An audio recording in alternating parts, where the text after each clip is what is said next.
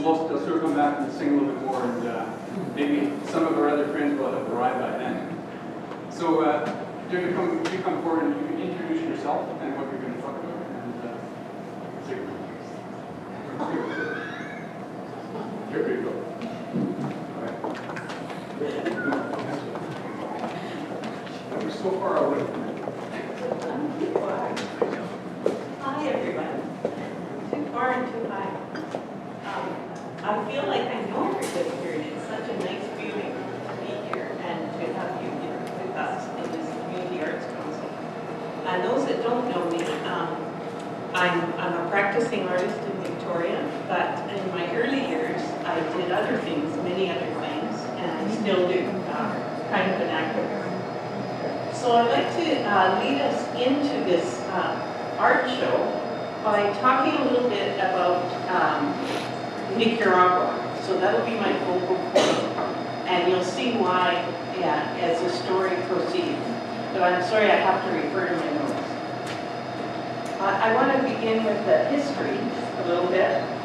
That in 1927, a guerrilla war was unleashed in the jungles and mountains of Nicaragua by a ragged and hungry group of compañeros who grew in number from only 26 to 3,000, and they were against 6,000 well-fed, well-trained, well-equipped U.S. Marines. So this is the real guerrilla warfare.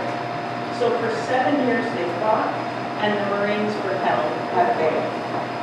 The leader of this remarkable band was Augusto Cesar Sandino. He was a mechanic and miner, a peasant and an Indian. He fought for his prime objective to rid Nicaragua of the U.S. Army of Occupation and the business interests that it protected. So I'm going to point out a beautiful drawing of Augusto Cesar Sandino that was presented in Niquinomo, which is a small town. It was his birth hometown, 50 years anniversary of his death.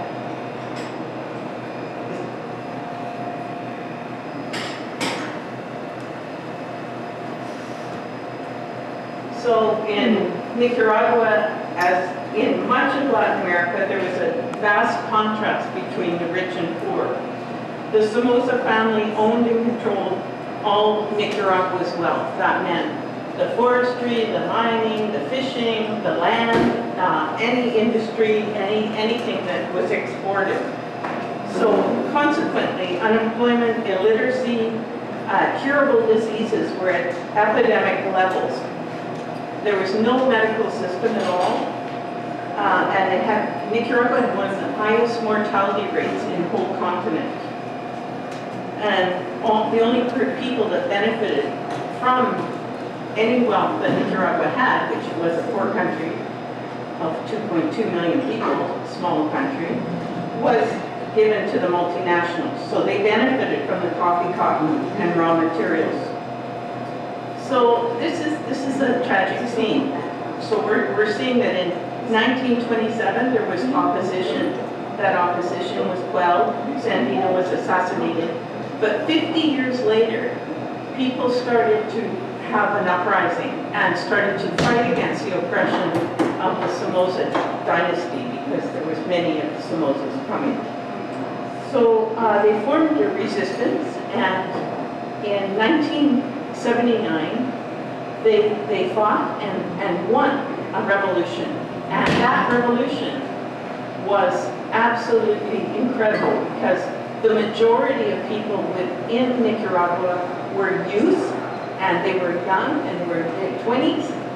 And in 1981, which is 20 months after the revolution, a trade union and popular organization group was organized to go down to Nicaragua and see what had happened.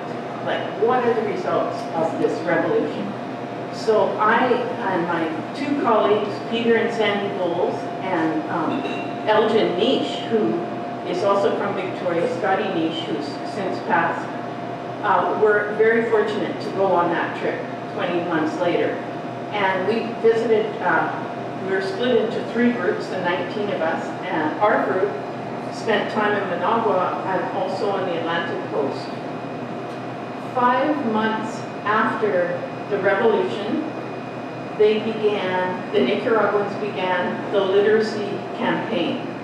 And that was organized, I think they called it, if you can do it, teach. So if you can read, teach. If you can write, teach. And so there was something like 70,000 young people, mostly young people again, who went into the mountains and they worked the fields during the day, and in the evening they taught people, campesinos, to read and write. This was an amazing accomplishment. It had never been done before.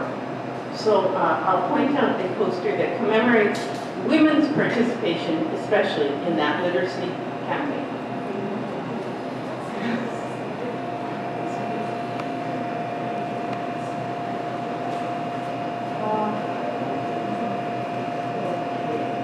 So with no money, transportation materials, and fewer roads to reach isolated villages, they used Paulo Freire's simple method.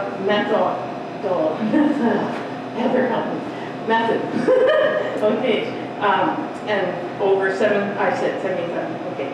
And the conditions were very harsh and very difficult, and the children, some of them were young, had to get approval from their parents. Some really wanted them to go, and some didn't. So they fought a political battle within each home as well.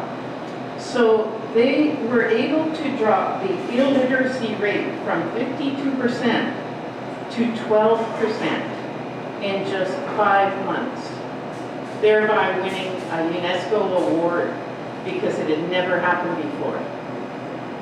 Everybody knew, though, of course, how do you vote? How do you form a democracy if you cannot read and write? Anyway, they did it. And in the time that I was there, we were on the Atlantic coast for part of the time, and they were, the brigadistas, that's what they were called, were going into that area of Corn Island and up the Atlantic coast, teaching, and we met them, we talked to them, and it was amazing. It was really something very exciting for me, being in my 20s, seeing what was happening in a country run by 20-year-olds pretty well. It was awesome. So along with the literacy also was health brigades. They began to organize health brigades because the population was suffering from all kinds of stuff, curable stuff, diarrhea, malaria, terrible nutrition, and simple things like they would make posters that recommended people wash their hands after they would go to the bathroom, for example. That was news. So again, you have to read and write to be able to figure out what on earth to do to protect yourself in a health way. So they set up dental care programs. They set up to teach proper hygiene. Everything was given free of charge. So they started a 5-point campaign. The first part was anti-polio. So they were given shots to protect the health of Nicaraguans. Community cleanup happened in many, many neighborhoods to prevent the spread of communicable diseases. The dogs received anti-rabies shots to stop people from getting rabies, which was rampant.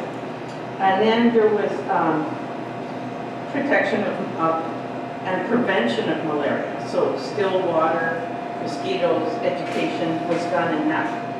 And also ordinary things, not ordinary, but measles, diphtheria, whooping cough, tetanus, and measles. Yeah, all those things they were getting injected. So that really changed the fabric, because it was everyday families that their children were being protected against these health concerns. So there was approximately 24,000 brigadistas that were doing that work, and many of them were women. 10,000 at least were women, and they would receive a 2-day campaign, like educational campaign before they go out into the communities. So very, very well organized. Again, women were paramount in that part of it. And yeah, it's just amazing to think about. Amazing to be there then. So not only those groups, but also, I'll talk a little bit more about the women. I'll point out another poster. Hang on. This one. Here. It really was a revolution of women and children. It really was. I mean, men were there too, but at least 30% of the combatants were women. They picked up arms, they learned arms, they went into the mountains, they defended the revolution. They defended their children too. Sometimes it was their children that got them involved and politicized. So you can't say enough about the women in Nicaragua. I think it's true also in El Salvador. Anyway, where do I go?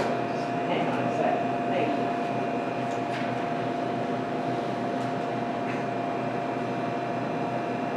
So when we got back,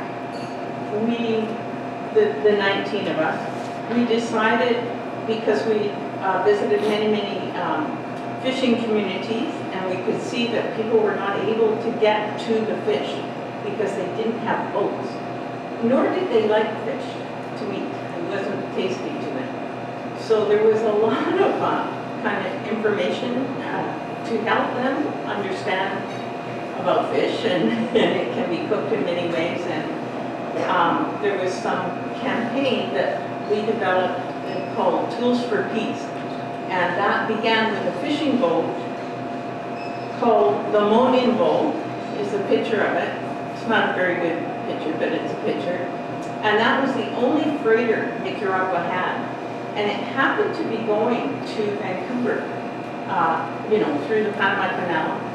And the UFAWU, the Fishermen's Union, contacted them and found out that they could actually put about $25,000 worth of fishing gear that they weren't using. It was just being stored for nothing in Vancouver on that boat, and it could go to Nicaragua directly.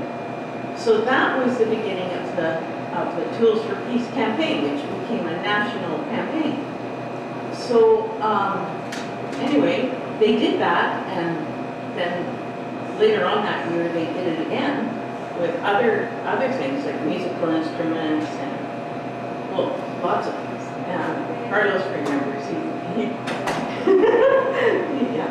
Anyway, lots of things that were needed, and the Sandinista, one of the popular organization, VAX, would tell us what was needed. We didn't just say, you need this. No.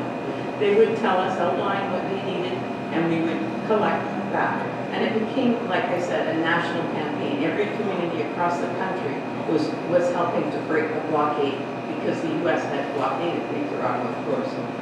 During this time, they had started to, fund the Contras. Many of the Somoza's people had gone into, Miami and Honduras, and were actively having incursions into the country and killing people terribly. And the peasants themselves, the campesinos, were trying to defend their land. I'll just stop for another poster.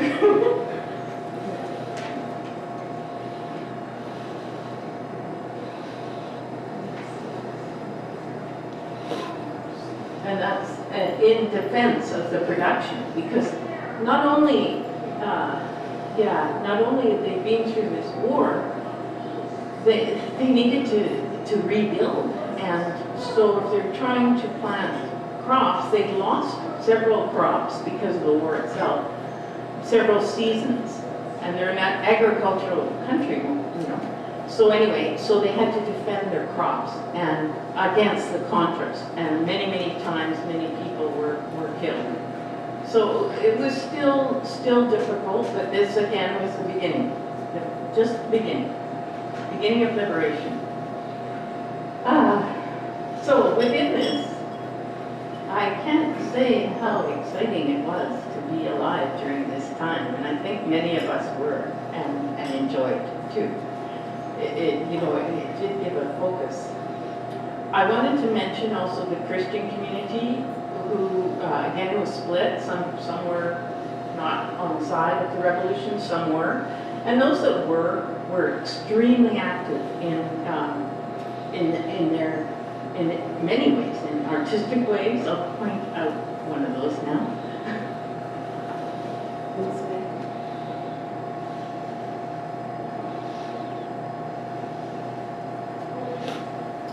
Where it said, "Happy the peacemakers, because they will become the sons and daughters of God." And that's from the Beatitudes and Matthew. So, okay, what happened in this time? I think it happened also in many other places like Brazil and El Salvador, is people began to see themselves as subjects of the Bible, of the Christian message, that in fact they were the poor. They were the ones that were favored. And so they did many things. So it became a very conscientization process to sit down and pray and reflect on the Gospels. So that was another amazing part of this time in, I think, both El Salvador and Nicaragua. You can see Oscar Romero there. So in finishing, I just want to read a couple of words by Thomas Borge, who is one of the three intellectual authors of the FSLN, the Fighters of Nicaragua. And he was incarcerated for a long time, and he's out now. His other co-patriots are dead, but he's not. I met him actually in Guatemala. But I just want to read this a little bit. And this is from a letter he was writing to Carlos Fonseca. And he said, "Today for us, for our people, dawn is no longer beyond our reach. Tomorrow, one day soon, an as yet unknown sun will shine on that earth, on our heroes and martyrs. An earth with rushing rivers of milk and honey, where human beings will be as brothers and sisters, where love, generosity, and heroism will be everyday events. At the doors of our world, a guardian angel will wield a fiery sword against the return of selfishness, arrogance, disdain, corruption, violence, and the cruel and aggressive exploitation of a few over many." That's what we're fighting for. That's what Augusto Cesar Sandino, Carlos Fonseca, and hundreds of Nicaraguan patriots and revolutionaries gave their lives. That's what they were fighting for. So we too, today, along with Farabundo Marti, behind me, Che, he's over there, Comandante Marcos, he's over there, Allende there, Romero, and multitudes of others, we too dare to create a new experiment, a new life, just like they did. Thank you.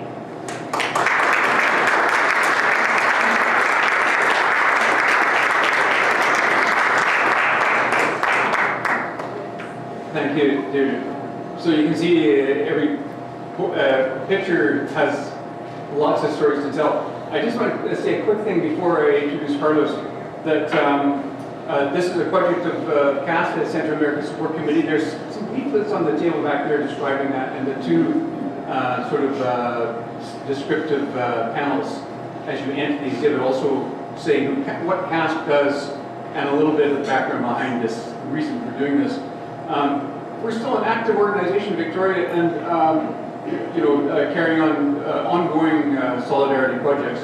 One of which is at the back table there. Tim Bolby has kindly come tonight to sell our very own, which is called Cafe Simpatico. There it is. It smells great. It's some of the best coffee. You can get a spare trade, and it's $13 a pound, right? Okay, so see Tim afterwards, and that's a CAS project that'll support the Omotepe cooperative in Nicaragua.